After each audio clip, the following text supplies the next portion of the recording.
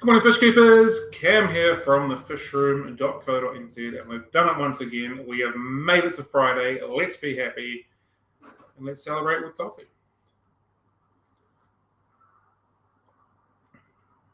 That's definitely not my best coffee, but I'll drink it anyway.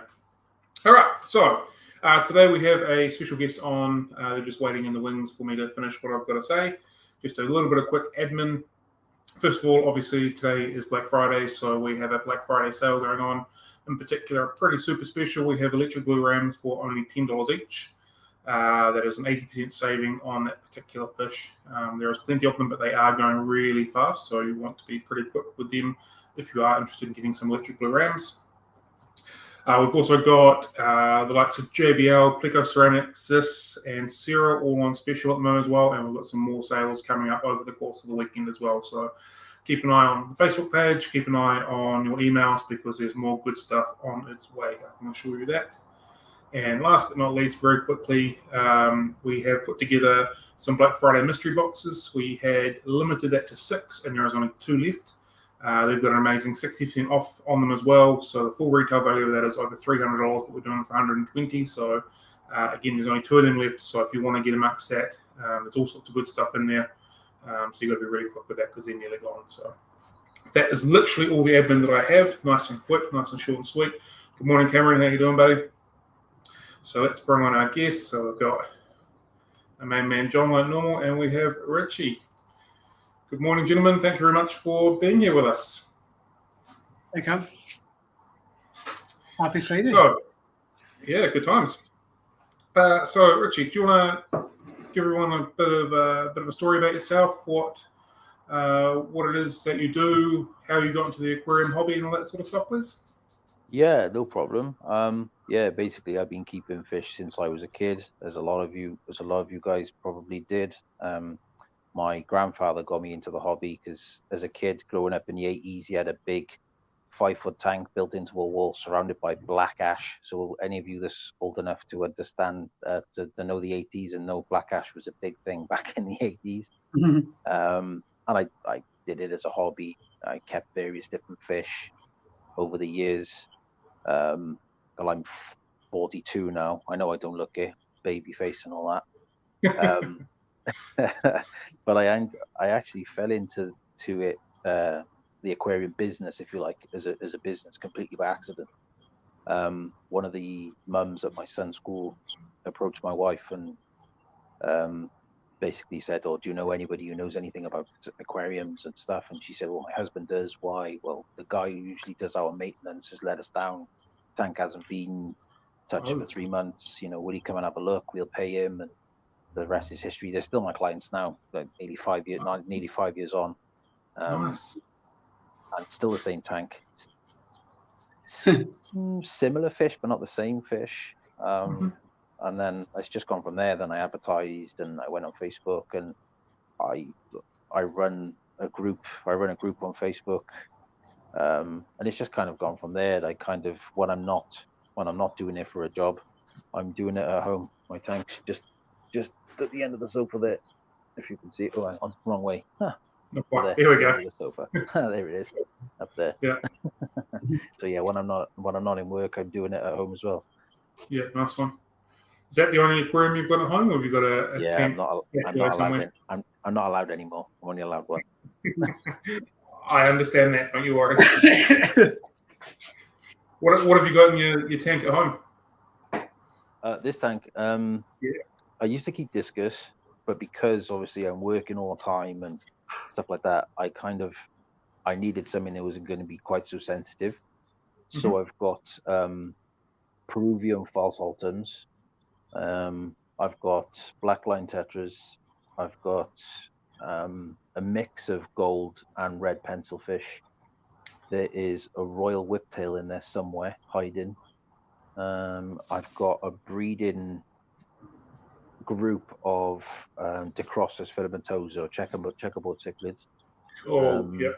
And what else have I got? I got a couple of Ottos, and a couple of Siamese algae eaters just to control the algae. I mean, my tank's been neglected a little bit of late. I did a big maintenance on it yesterday, funny enough, and cleaned my FX6 out. which I was dreading. But to be honest, I got it upstairs, and it wasn't as bad as I thought it was. So happy days, and it's had a good clean now. But it's going through a bit of a transition at the minute, because when I kept my discus, I set it up as more of a biotope style tank, so it was based on the Namunda region in the Amazon, where they find green discus and blue discus. But because I'd neglected it for a while, a lot of the background plants and stuff had started to go a bit leggy and a bit rubbish, so I pulled them all out, caused myself a little bit of an algae spike, which has calmed down a bit now. And I plan to basically fill the tank with red tiger lotus.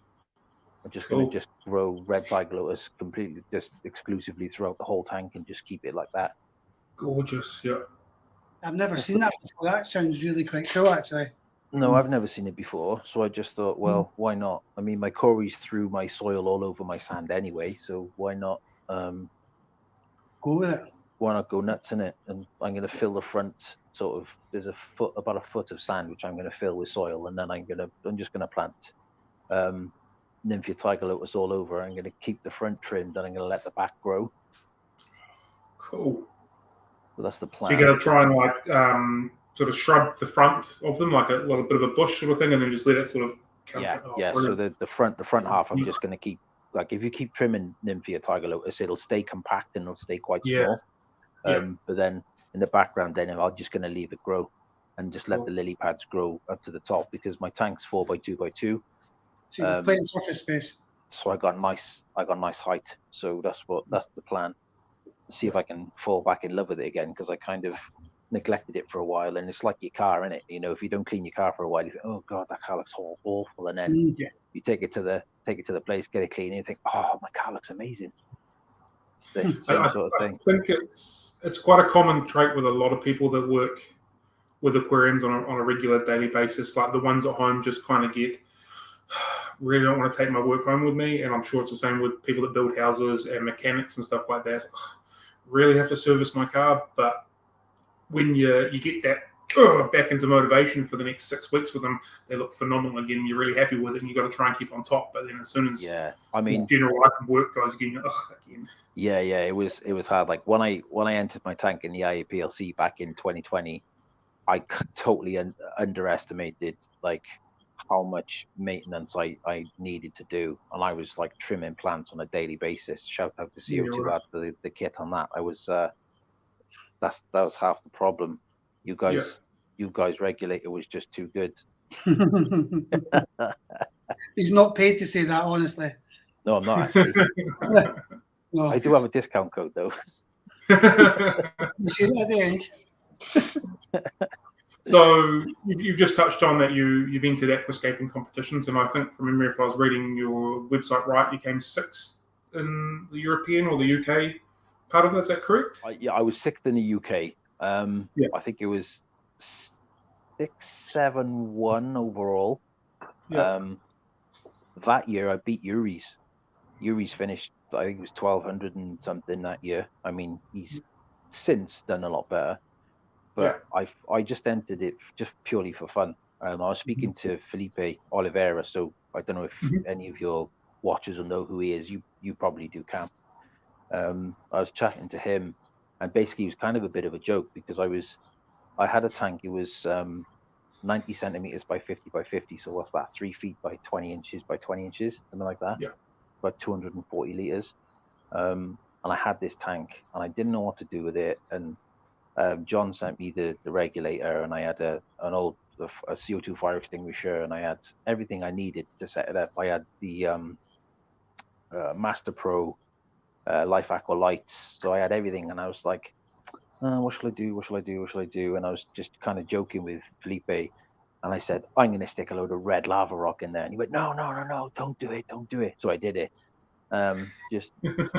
just because I thought, well, if nobody does it, and a lot of the tanks look very samey, and I thought, well, I'm going to try and stand out. So like I used red lava rock, and I used a lot of green plants who would kind of like jump out at you.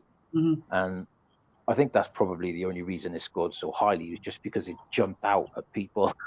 It was my first contest, and I would say my last, but I don't know. I haven't entered for the last 2 years because I've just been too busy. I've had so much Yeah, going on. that's the thing. I think for the majority of people that are entering these contests all the time, is aquascaping is their life, not just fish keeping. These guys, sleep, breathe, everything Yep. aquascaping. Whereas for somebody like yourself, Richie, you are a fish keeper primarily. Yeah, I was a fish keeper first before I was an Yeah. aquascaper. So, your passion and your employment obviously lies with that, and trying to fit a high energy aquascape on the maintenance is every other day, I think, from what I've heard. It's impossible really to give it the time that it needs to reach, top That's 10. right. I had the same conversation with Pavel when we did that charity event back in the summer. Is that one of the botanical gardens? Yeah, that's the Yeah. one. Yeah, when we did the event there, we had a big long conversation. He's like, "Are you going to enter? Are you going to enter any contests?" And I'm like, to be honest, man, I haven't got time. And he's like, "Oh, it's excuses, excuses." I'm like, "No, man, I do this like on a daily basis, and then when I'm not in work physically doing it, I'm either doing my own tanks, or I'm planning tanks, or I'm like, quoting people, or I'm, I just got so much going on. I've kind of like, I knocked the what's it called, the ambassador stuff on the head for a while, and really like pushing that, because a lot of people who follow me might have noticed, like I was doing lives regularly. I stopped doing lives. I was doing more and more. I was doing more content. I was trying to post daily, and you guys know yourself, like to keep up that level of commitment with like trying to post daily and trying to do like live streams all the time, as well as doing your other work. It's just time consuming. Very. It's a huge commitment. Absolutely is. Yeah. You can't do it And all. it's realizing is it's quite draining as well. Like you can only stretch yourself so many ways, and like John was saying, if you're trying to put the right time, effort, and commitment into an aquascape of a high intensity level to be involved in competition, that's just going to add those stress levels and add that drain and pull even more so. Yeah, that's right. Mm-hmm. Okay, cool. So obviously you run your own aquarium maintenance business. You sort of told us how that came about. Yeah. But how has that sort of how's that developed and evolved for you? So you've obviously started with one, and now you are where you are now. So how did that? Yeah, I mean, I haven't actually quantified how many customers I've got. My wife could tell you. Mm-hmm. She writes everything down. She could tell you. Yeah. But yeah, basically, I was doing it part time alongside my other job, and then the dreaded lockdown happened. And I was doing school contracts. I was doing transport for disabled children to and from school. And obviously that all dried up. Plus, to add insult to injury, a month before lockdown, the minibus I was using got stolen from outside the house. So it was like, what do I do now? Do I try and push the aquarium stuff? But at that time, I didn't know that I had enough to kind of sustain a full-time job, a full-time wage, or get a real job. So I did apply for another job, but I literally lasted. I was like, I've been self-employed for the last 10 years, so like in one way or another. So it was like, as soon as I set foot into that employed environment, I was just like, oh man, this just doesn't feel right. This is not me at all. So I went in for the induction. I got paid for the induction. I spent 1 hour on my first day in there, and I was gone. I was like, I can't handle this, and I can't handle it. So I come home. I said to my wife, look, they didn't have any sort of anything in place, sort of COVID wise, health and safety, distancing, that kind of thing.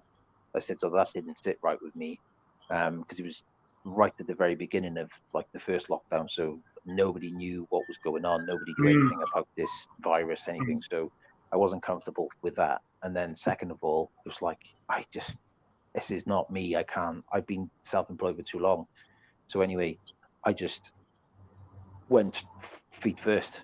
It was just like ride or die, basically. Just get in there and do it. So obviously I did it, and luckily I did have enough to kind of tide me over. And then I've just pushed, and I've kind of got a few more added to the books. A couple have dropped off, but I've been recommended by people, word of mouth. But also I'm quite friendly with it because I've been in the hobby for a long time. I'm quite friendly with a lot of the smaller shops around here as well, around my local area. So they kind of put my number out there as well to people. Nice. And there are a couple of us in my local area that do what I do as far as maintenance goes. But that's why I was trying to hone my skills as an aquascaper to try and offer something that the others don't do or can't do. Bit of point of difference. Yeah, exactly. And trying to, so people actually approach me now for that rather than just the maintenance side of things. Yeah, so like maintenance is like my bread and butter. So like for a fish store, selling things like guppies and neons and stuff like that is bread and butter stuff. Yeah, you have to do that because that's what people want, it's what customers want. It's the same with me with maintenance. So I've got to do the maintenance side of it, which is fairly boring. It's tedious, I mean, what's the word I'm looking for? It's every tank is slightly different. However, maintenance is pretty much the same thing. Clean glass, water in, water out, and clean glass, water in, water out, gravel vac if they've got gravel, clean filters, check equipment, all that kind of stuff. Trim plants if they need trimming, all that kind of stuff. But then obviously when somebody asks me to create something, that's when I'm like, I get really excited about it and I really want to like really into the project and stuff. Creative freelance. Yeah. So as I alluded to before, I'm also a brand ambassador for a few companies, CO2R being one, Fish Science being another. I used to be a brand ambassador for Aquaflora, but since Brexit, that's kind of gone a bit iffy. Life Aqua Max Light is another one that I'm just to name a few. Predibio is another one. So I try and get myself out there in different avenues. So it's not just, I've done a few sort of shop demos as well. I've done livescaping demos in shops as well. So I try and get myself out there if I can. So do you predominantly use those products when you're doing installation and setups for people? That's your... Yeah, I do. And if anybody asks me as well, it's like, that's what I recommend to people. So if anyone says, I want to put CO2 into my tank, the first thing I'll say is, well, get yourself a decent regulator. Do not skimp on a regulator. Yeah, there are cheap Chinese ones out there that you can get for 20, 30 quid, but don't come crying to me when you get end of tank dump and everything dies. You need a decent regulator. And then they're like, oh, what is that? And then obviously, yes, I will say, and like with soils and stuff, at the minute, like I recommend Predibio to people, but it's because of Brexit again, and it's a French company who import their soil from Japan to France and then from France around the world. It's kind of difficult at the minute, but yeah, I still stand by them as a brand because I love their products. Their products are good. They're good quality. They do what they say they do, and I wouldn't get behind them if I didn't. That's it, John. I'm not within like 6 meters of a box of Predibio, honestly. It's funny. Yep. I wouldn't recommend them or get behind them if I thought they were rubbish. It's like I've got a YouTube channel, which is, I'm not going to go into it because I don't do much on there, but I did a review for on the Oase Biomaster Thermo, the 350, and I approached them as a brand ambassador, and they got back to me and they said, I've seen your YouTube video and it doesn't look as if you like our filters. And I was like, well, no, I didn't say that. What I said was, they're not the perfect filter, because I haven't found one that is a perfect filter yet. Like the FX series, I love the FX series by Flugel. However, there are downsides to the FX that I don't like. And I said the same thing with the Oase Biomasters. I said the same thing with the Eheim, like the old Eheim 2080s and the old Eheim 2080 Thermo. I forget what that was called. It had like the kettle element in the bottom. I don't think they've made their way over here. You didn't get that, did you? No, not those ones, no. great filters, but again, because they had the kettle element in the bottom, if that went, it was very expensive to replace. Yeah, can imagine. So yeah, I kind of go on a tangent there, didn't I, a little bit? But yeah, the point I was trying to make, I think, is that I'm honest with my reviews, which I think a lot of companies don't like you to be honest. They like you to blow smoke up their proverbials, and I'm not about to do that. Like, I'll give you an honest review. If I think a product is good, then I'll tell you it's good. If I think a shop is good, then I'll tell you it's good. If it's crap, I'll also tell you that as well. So I don't think a lot of companies appreciate me telling them the truth. Yeah, fair enough. But I think a review that shows the pros and cons in an honest way is far more valuable than somebody just uploading and creating an advert for the product. You know, it's no different to watching an advert on TV, do they? They don't come on and tell viewers the fault in the product. People want to see an advert, they want a review, and a review is a review. That's what I like about the Pong Guru, Richard. You've seen his videos? Yeah. I love his videos. I mean, they're no frills, and they are literally like, this is what the product is. This is what's wrong with it. Can I make it better? Yes, I can. And it's like class. I love the guy. Just going back to your maintenance and what you do with that. Yes. Do you do like private houses, businesses? I don't know, like maybe not the right wordage or the verbiage, like expos. Like if there's a gala going on, putting an aquarium to something like that. What's your scope to where you do and where you don't put aquariums and deal with aquariums? All the above, basically. Okay. I do everything. So from, say for argument's sake, you're a customer, you fancy an aquarium, but you're not quite sure, you don't know how to go about it, where to put it, all that kind of stuff, sizes.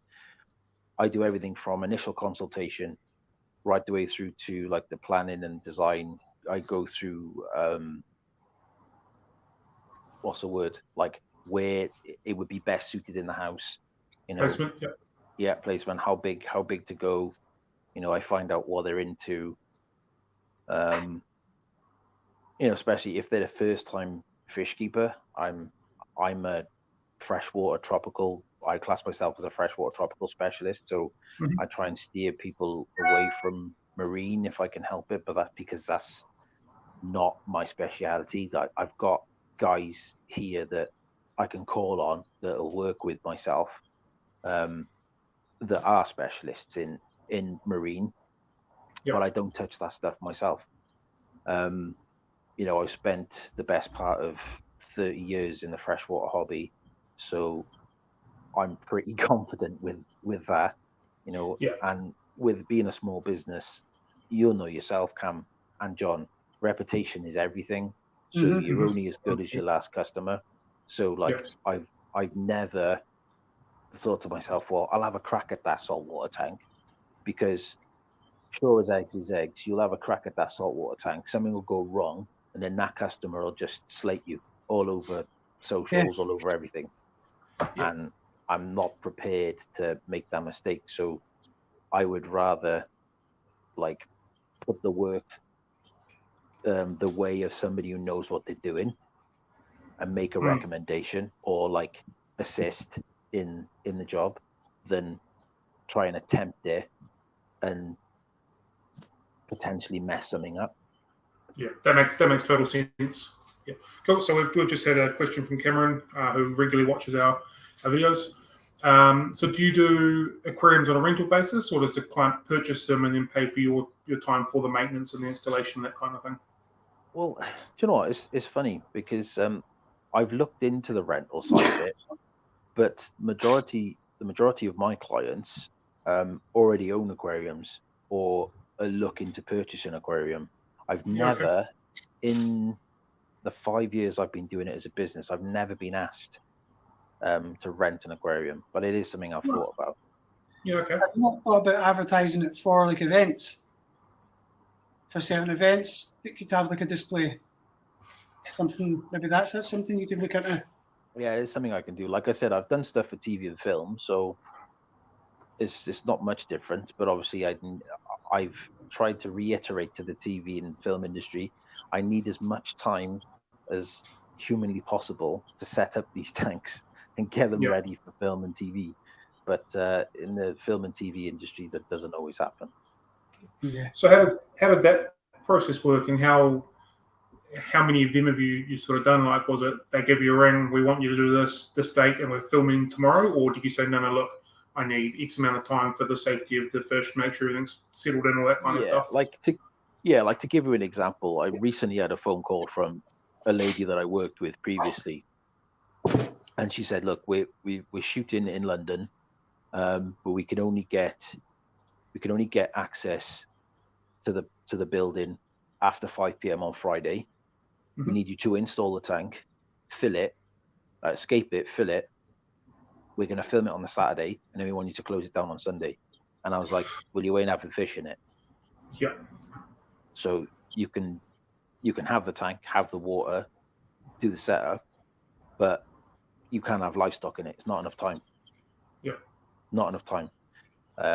Unless, of course, I had a mature tank already set up that I could have moved up there for the day, then closed down and brought it back. But I haven't got facility to do that at the minute.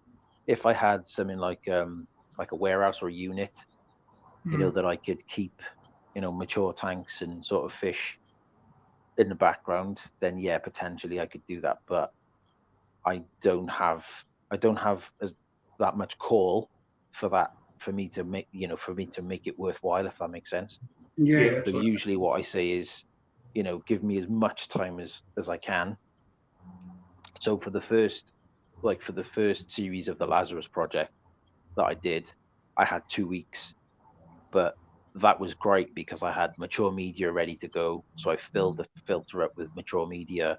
I used Pridibio startup in that as well, and then I added fish sort of gradually over a few days. Monitored the tank, water tested on almost a daily basis just to make sure we didn't have any peaks in nitrite or anything like that, and everything was all good.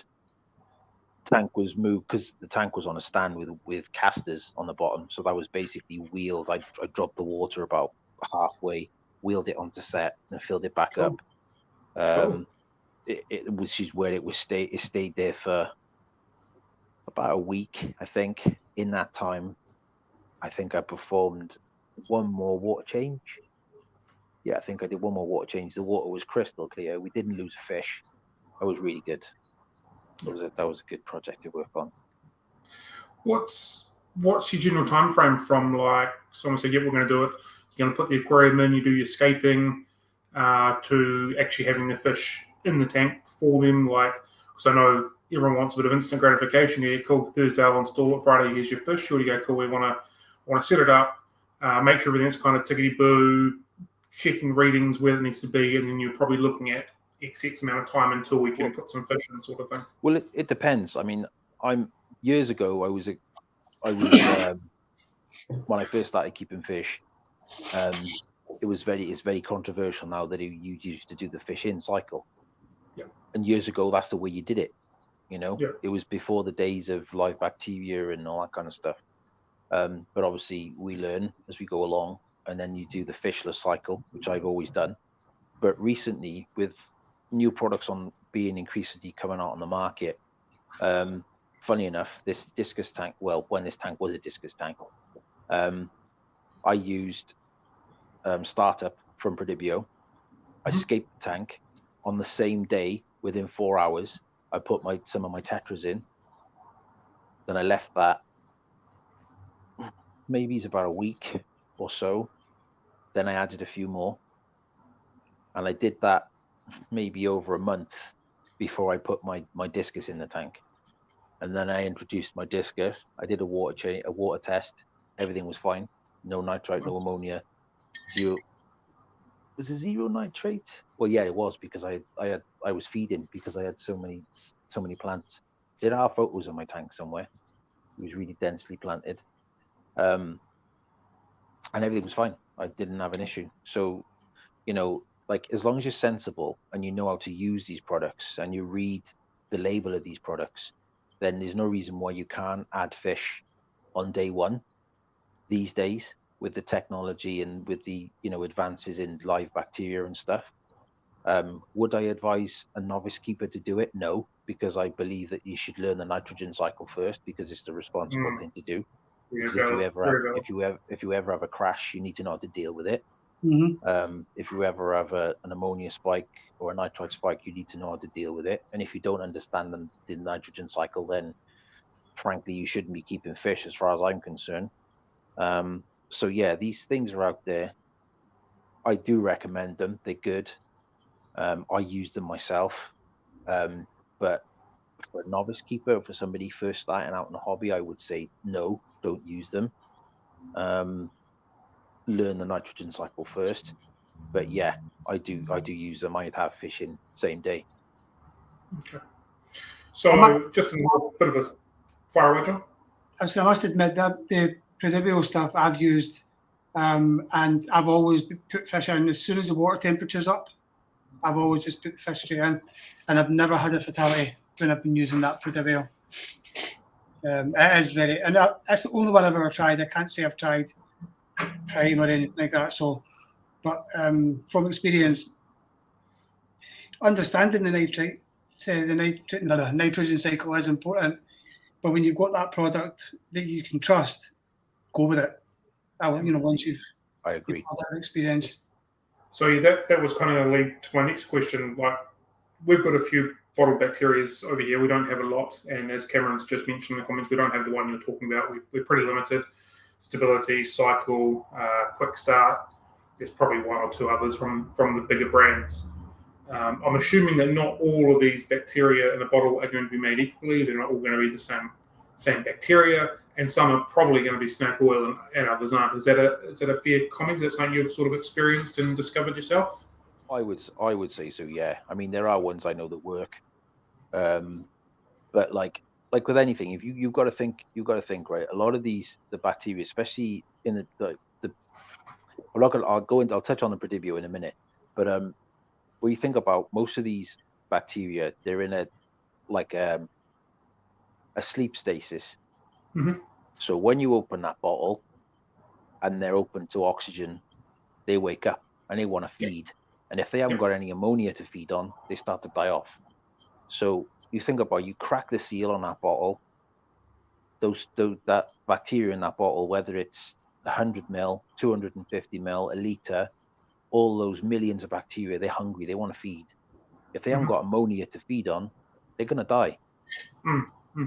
So if you open a bottle and it says, I don't know, use 10 mil for 100 liters, and your bottle's a 250 ml bottle and your tank's 250 liters, once you've opened that bottle, how long do you think it's going to be before that bacteria that bottle's useless? Yeah, well. So that's why the thing I like about the Predibio is they're packed in glass vials, and they're tinted. Yeah. So like John's showing you there, and they're packed with argon gas, which is inert. It's an inert gas. So when you snap that glass vial and then you empty it into your tank, it's just that glass vial is used. You've still got a whole pack of glass vials which are sealed. So it'll tell you on the back. I had a very, use the word wise, but a very matured and knowledgeable saltwater fish keeper put me onto them when I first started playing with saltwater. And yeah, I know all the positives you've just spoken about is exactly what it is compared to cracking open a big bottle and away you go. I haven't used the freshwater product, but I've definitely used the saltwater product, and I was more than happy with how that worked.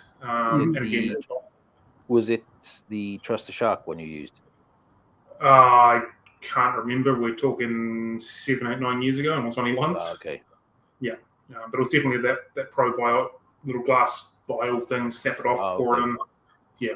So I was very, very happy with the performance of what that was with the saltwater thing. So I can't imagine that the freshwater was the same. Yeah, you've got to be. The stuff with Predibio, they harvest it from an estuary, so it's salt and fresh. Oh, okay. Yeah. So a couple of companies have tried to copy it. Yeah. They try to copy it, but they can't, because it basically, the bacteria is harvested from the mud from an estuary. They take it in the lab and they culture it, because the guys who own Prodibio, they don't farm it out to another company. They're actually biochemists. Well, okay. So yeah, he knows what he's talking about. So yeah, moving on from being an advert for Prodibio, I it's only because I know that this stuff works. But you've got to be sensible. So for argument's sake, you set up, I don't know, say 1,000-liter reef aquarium. You couldn't dump, a load of Prodibio in and then fully stock your tank. That's just ridiculous. Of course. You need to stock gradually, because although you've added bacteria to the tank and they're going to feed on the ammonia produced by the fish, etc., etc., you could still overload the system. So you can still crash if you don't do things in stages. It's still immature at the end of the day. The system itself is still immature. Cycle, ready for fish, but not mature. Being mature aquarium is a totally different ballpark to a brand new cycle aquarium. Completely different, yeah. So basically what it'll do is it won't cycle your tank, but it'll make it safe for fish. Yeah. Digging just back to your maintenance side of things, do you market for that, or is that just proof in the pudding from word of mouth of the work that you've done? People just shoulder tap their neighbour sort of thing, and all of a sudden you've got another customer. It's funny because as far as marketing goes, I racked my brain, like when I first started, of how I could market, because it's not like with a pizza place where they could dump a load of leaflets in the street, and let's face it, everyone likes pizza, so their target audience is high. If I did that in a street of 1,000 houses, I'd be lucky if 10 had tanks, and out of those 10, the majority of those people would probably be doing the maintenance and stuff themselves. So I kind of forgot that idea. So I've got the website, I've got the Facebook, I've got Instagram, I'm even on TikTok, believe it or not. What else? I did a YouTube channel, but I call it ghetto. It's very sort of ghetto edited and just me rambling on about stuff. So I don't really promote that very much, because I just haven't got the time to dedicate to making like proper professional videos and like promoting the videos and all that. Yeah, so very time consuming thing. Yeah, there are some videos out there, but a lot of it is, I get most of my work comes from either Facebook, Google, my website, or word of mouth. That's where most of my customers come from. Do you advertise in the shops that you have good relationships with? Yeah, kind of. I mean, I haven't got a big poster of my ugly mug up in there, but they do pass my cards about, so that helps. You should get a cardboard cutout of you standing there with a gravel vac. with a pigeon on my head. I was going to say that, but you brought it up. Yeah. You're right. So word of mouth does. That's why your image and your reputation is so important, because you're relying on word of mouth more than anything. Really.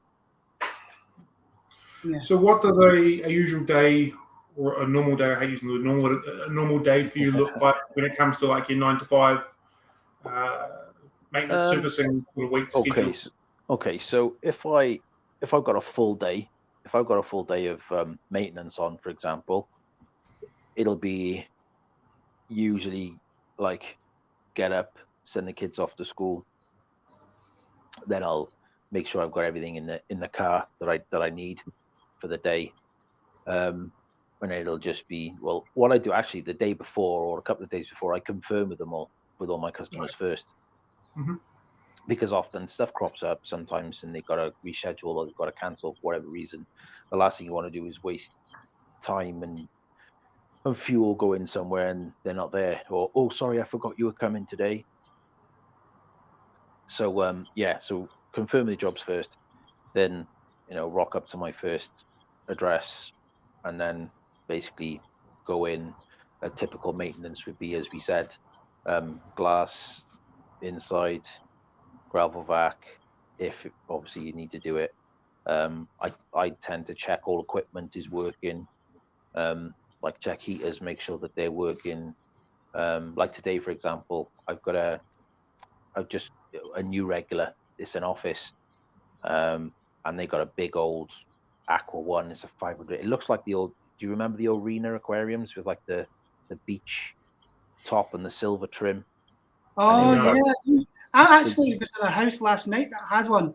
Yeah, but Yeah, then nice. it had an Aqua One badge on it. So I don't know if Aqua One bought Rena. I'm not sure, but it had an Aqua One badge on. Anyway, big 500-litre thing, and I noticed that once I'd put the water back in, which is another reason, another tip for you guys is when you do a water change, if you put your water on the slightly cooler side, so say for argument's sake, your tank is 26 and you can get your water around 24, a couple of degrees lower, then you'll know if your heaters are working because the lights will come on and off. Of course. So that's what I tend to go on the cooler side when I do a water change. And in the summer, I don't use hot water at all. I just use straight cold, straight off the tap. So you bring in a pre-warmed water as opposed to straight cold water dump into tanks in? Generally, yeah. I mean, some of my sites that I go to, I haven't got access to hot water, to warm water, so I have to use cold. But in which case, if I'm doing that, then I just make the water change slightly less. So instead of doing like a 50 and put in like really cold water in, which is likely to shock a fish, I would just make the water change slightly less. So by the time it mixes with what's already in there, it's going to be a warmer temperature. But I mean, that's all stuff that I've learned over the years that you're used to it, because like, you know, people will shout at you if I put that on Facebook, you know, or on the groups. They'd be like, no, you shouldn't do that. You should make sure you've got a thermometer in your water and make sure it's exactly the same temperature as the water going into, coming out of your tank, going in. And oh man, I can't stand keyboard warriors, do my head in. But like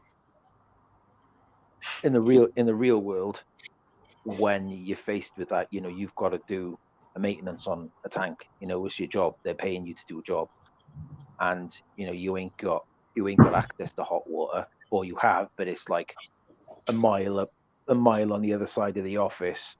Do you know what I mean? Yeah. You've just got to use your head. You've got to use common sense, and of course, experience will tell you, yeah, if I take 50% of that water out and stick veins cold straight in, you're likely to shock a few fish.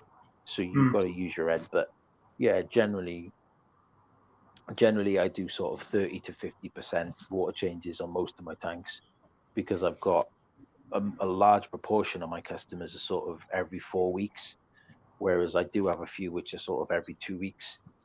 I don't think I've got any which are every week. Again, because it's all down to budget. You know, everyone's on a budget at the end of the day. So. Yeah. Are you lugging buckets around, or you got like a mixing hose system? No. Hell no. I don't lug buckets around. Although, that said, on the first customer I told you about, they're still my customers now.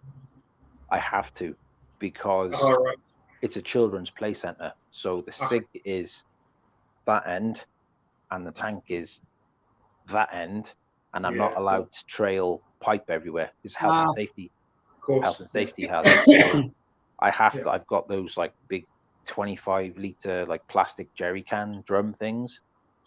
Yep. And I've got to take out, and luckily they've got a trolley for me, so I push these things. I get my exercise when I do this one. You should get the kids to push the trolley for you. They wouldn't move it. They're only little ducks. Double them up. Yeah, get them built up. Seeing all these little 10-year-olds built like Schwarzenegger walking around the place. Yeah. But so that's the only one though. Generally, I can run hoses, and I've got attachments for various different taps. But I do hate it when you go to these houses and they've got these stupid like square or flat taps. I'm like, how the hell am I supposed to do anything with that? Yeah. I'm like, okay, have you got a shower? Yes. Is it right? Okay, let's unscrew this, and I'll screw this thing on here, and I'll attach my hose pipe. Yes, I've got warm water. Amazing. Yeah. Where there's a will, there's a way. Absolutely. When it comes to cleaning the algae off the inside of the tank? What's your method? Are you like a magnetic scraper? Are you one of those big long sticks with a hard card? Or you put a filter floss or a glove? John's gonna smile now. I've had my Flipper Max for probably the best part of 4 years, and only now I need to change the blades. But yeah, I use that, especially with certain tanks. Like I look after a tank that's acrylic, but it's 13 feet long, it's 3 feet tall, but it's only 1 foot front to back. Oh wow! So I think it's 1,026 liters. Wow, what dimension? Yeah, it's random. I don't understand why they would, because there's space for it to be probably 30 inches deep if it needed to be. But the company that put it in there, for some reason they thought 12 inches was wide enough, which is just no good. Yeah. And with the brace bars, I can't physically get my arms in there. I can go up to like my elbow. I can't get my arms in there. So yeah, I have one of those. Yeah. But I use my Flipper Max because like it's an acrylic tank, so obviously they scratches really badly. But because the Flipper's blades are not sharp like a razor blade, it doesn't dig into the acrylic. Nice. Yeah. It skims nicely across the top, so it doesn't cause scratches, which is wicked. So that's what I use most of the time. If it's a small enough tank, I literally just get my hand in with either I've got a plastic flipper, like credit card type of thing. Yeah, one of them. Yep. Or I just use like a kitchen sponge with like the green scrubby bit on the end. Get in there and use that. Toothbrushes, they're a really good one for like in the corners where your silicone are. It's perfect for that. Yeah, that's kind of. Have you ever tried a toothbrush? I can see how that would work. The Flipper Max, I absolutely love mine. I think they're a brilliant product. The Flipper magnets, they're really good. And there's that long bar thing that John was showing before as well. Also quite a fan of them. The newest one, the Edge, double blade. I haven't had that one yet. You need to send me that one. You need to wait. The UK, I don't. Yeah. Sorry, Cam, you were talking. I'm sorry. I'm also a fan of using a little bit of white filter floss works fairly well, I've found as well. Yes, the magic sponges are good too. Yeah, like it gives almost like you can sort of touch the glass, sort of like you kind of feeling exactly what you're doing, if that makes sense. Mm-hmm. Yeah. The magic sponges are good. You get them? Yes. You? Yeah, you've got a similar cut them with scissors. The only thing I don't like about them is they're great for removing algae, but they don't last very long. I know. Filter sponges, just normal filter sponges, are good as well. Yeah, I've used those before. Yeah, in a pinch. They're not the best because obviously they're quite big, but yeah, they get the job done if you're stuck. I've seen some people using like a fine wire wool. I wouldn't trust that, to be honest. Maybe on glass. The noise would just give me the creeps. Maybe when you're putting your water back in, do you go through a whole bunch of additives for people's tanks? Like you just straight water in? I use conditioner, but I mean, I'm lucky here. I think John is very similar up in Scotland. That we've got quite soft water. Yeah. And our pH is, I mean, mine's about between 7 and 7.2 straight out of the tap. Yeah, I get something like 20 ppm straight out the tap. What, TDS? Yeah. I not checked my TDS for ages. It varies. I used to see when I would do through the RODI filter, it would come up out or in. Sorry, it was like 25. Sometimes you'd be down as 14. So we're really, really blessed up here anyway. Yeah, I mean, well, I do know that they add chlorine, so I do.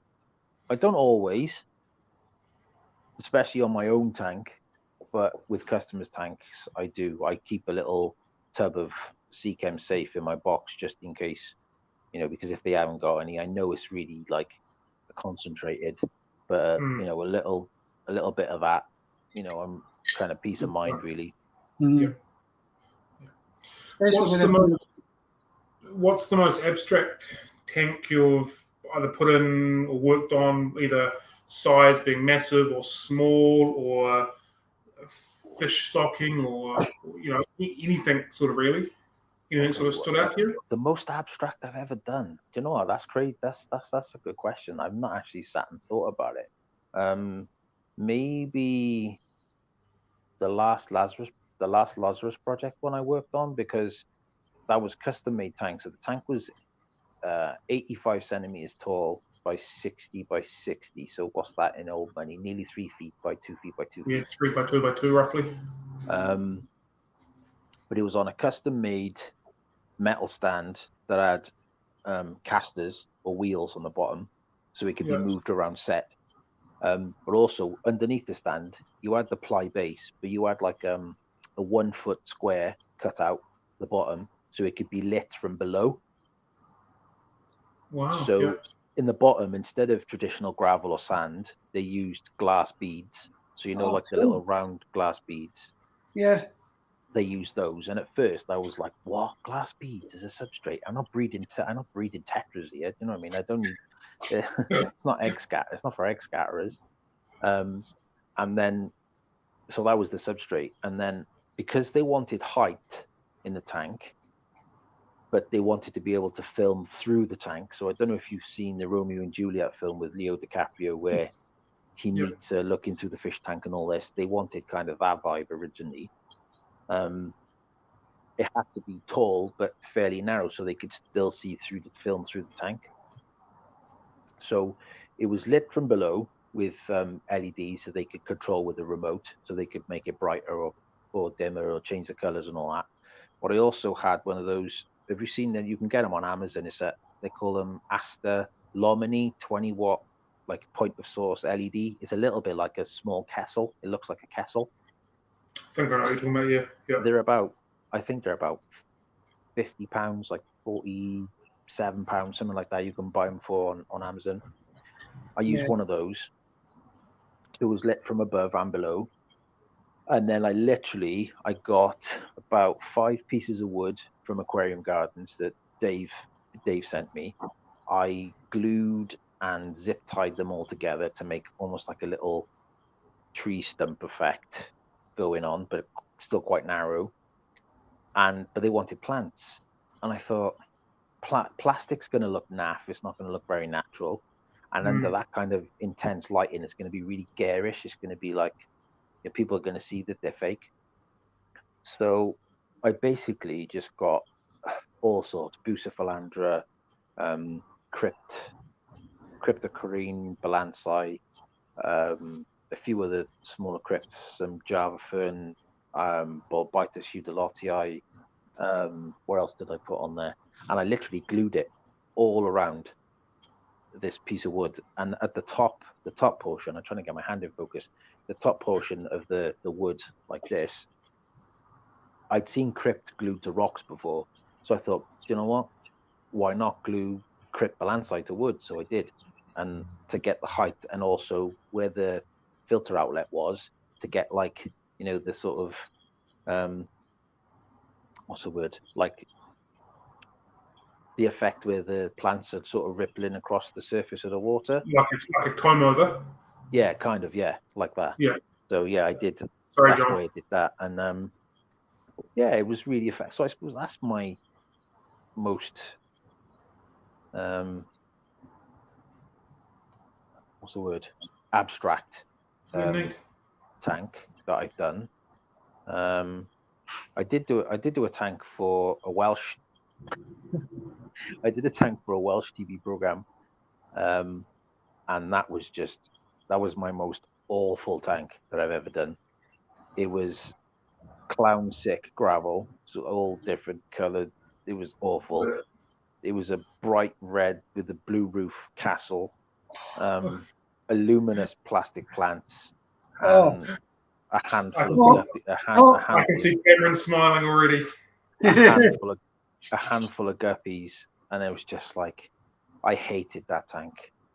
But I still see it fairly regular, because the production team that put that program on they wanted to keep the tank after filming had finished, and they took it back to their offices. So every now and again, I get a phone call. Oh, Rich, the tank's looking a bit crappy. Can you come and sort it out? And I'm like, oh, man, I thought I'd seen the last of this tank. And the best laugh is that program won a Welsh BAFTA. Wow. That was the most awful tank I've ever done. Yeah, what are your thoughts on princess castles and plastic plants then? Burn them with fire. They're bad they're bad for the environment. They shouldn't be made. Before I forget, John, can you link Ritchie's like Instagram and stuff like that just through the chat, so if people want to check out what he's done? I'll do that just now then, right? Cool. Before we jumped on, you were saying you're potentially working on a particularly large aquarium. Yeah. Are you able to go into that, or is that still sort of commercially sensitive? I can tell you. I can tell you about it. It's a local place near me called Plantasia, which it's kind of like a small.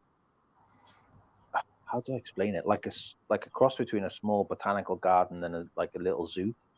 So they've got they've got meerkats in there. They've got some reptiles. They've got some monkeys, and they've got spectacle caiman, and they've got some other bits and pieces. They've got a few aquariums as well. And the one aquarium, as you go in through the main door, immediately to right, there's a drab-looking sort of 6 by 2 by 2 foot tank with about 6 4-inch red belly piranhas in there. So I was asked by them if I would basically price up a 6,000 litre red belly piranha tank. So I thought, okay, but I don't want it to just be red belly piranhas. So let's reach out to a few people that I know and see if you could keep other species with red belly piranhas, because I know Heiko Blair did one in Germany. That was either a 12 or a 1,600 litre that was. So I reached out to Chris Engelser. Do you know? I know John might know who he is. On a few weeks ago. What's that? We had Chris on a few weeks ago. Yeah, well, I spoke to Chris, and I said to him, look, this is the kind of fish that I'm thinking of. Do you think they'll go with red bellies? I said, I've seen them in a zoo, in a tank together in Houston, and someone did a video on it. So do you reckon it might work? He said, if you had enough space, it could potentially work, but obviously he'd like to get involved with the project. So I said, sweet, yeah, no problem. I'd like to get you on board.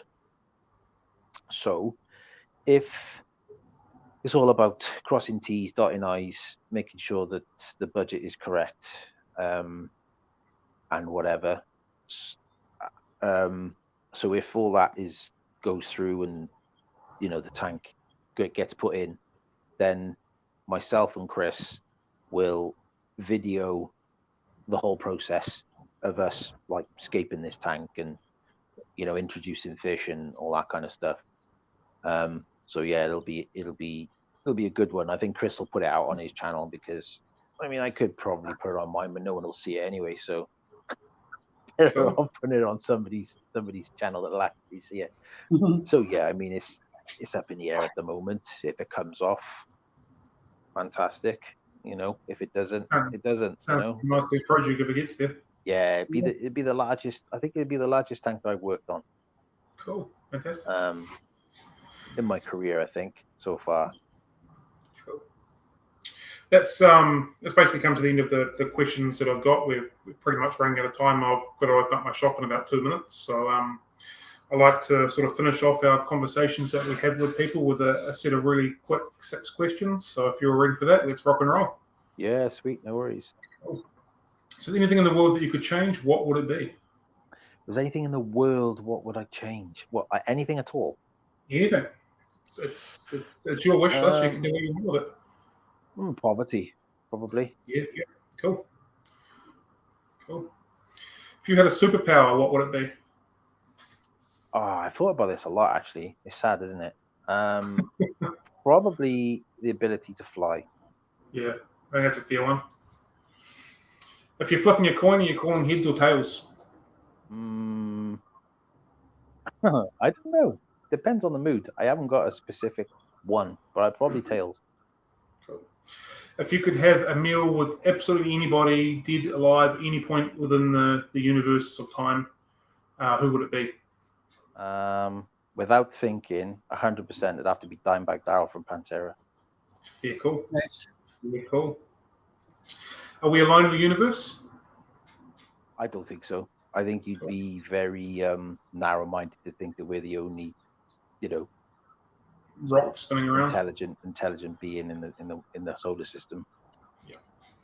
And the last one is, what is your unicorn fish that you've always wanted to have, keep, or even see? Ooh, that's tough, man. But probably freshwater stingrays. Neat. Very cool. Cool. Well, that is my 6. That is our time done. So thank you very much. I really appreciate you giving up your time and speaking to us. For the people that regularly join us for our Fanatics Friday Coffee Dates, when we have a guest, this is our last guest for the year because we're coming into the busy season with December. We thought we'd just hold out because everyone's obviously busy. So congratulations. Awesome. You're our last year. Yeah, absolutely headline. so thank you very much. Really appreciate that and really appreciate your time. You too. Good stuff. All right, everybody. Have a good one. Happy fish keeping and catch you later. Thank you. Bye. Have a good one.